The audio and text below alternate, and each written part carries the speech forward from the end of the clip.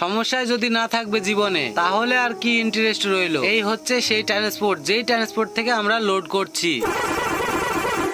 Hello guys, road king ভাই চ্যানেলে আপনাদের স্বাগত। সবে আমরা কয়লা খালি করে চলে আসলাম একটি ভারত পেট্রোল পাম্পে, আর এখান থেকে আমরা কিছুটা তেল ভরে নিয়ে চলে আসি ট্রান্সপোর্টে। সেখানে এসে দেখি আমাদের টাটা গাড়ির দুটো টায়ার দিয়েছে রিসোল করার জন্য, সেইগুলো দেখতে এসে আমি একটু ভিডিও করে নিলাম। আসলে এগুলো এখন রবার চড়িয়ে রেখে দেবে মেশিনের ভেতরে, আর সেই টায়ার গুলো বের করবে কালকে সকালে। সেখানে আমরা সকালে আসবো বলে চলে আসি। সকাল হতে না হতে বাজারে গিয়ে নিয়ে চলে আসি 2 গাড়ির জন্য মাংস আর ভাত চাপিয়ে দিই। জানি না আজকে আমাদের গাড়ি লোড হবে কিনা, তার কারণ নাসিকে এসে দিনের দিন লোড করা খুব কম সময় হয়। টায়ারের দোকানে রিসেল করার জন্য টায়ার দিয়েছিলাম, সেইগুলো দেখতে যাওয়ার আগে একটু হোটেলে দাঁড়িয়ে গেলাম চা খাওয়ার জন্য। চায়ের কাপে চুমুক দেওয়া শেষ হলে আমরা চলে আসি টায়ারের দোকানে। আসা মাত্রই দেখি টায়ারের দোকানদারের টায়ারের উপরে আর কোন রকম ভালোবাসা নেই, কেননা যতটা যত্ন করে টায়ার গুলো মেশিনের ভেতরে ঢোকানো হয়েছিল ঠিক ততটাই ভালোবাসা দিয়ে টায়ারের ঘাড়ে ধাক্কা দিয়ে বার করে দেয়। আমরা আসার পরে টায়ার গুলো মাটিতে ফেলে যত্ন করে রেডি করে দেয়। সে টাটা গাড়ি তো নতুন টায়ার পেয়ে লোডে চলে গিয়েছে,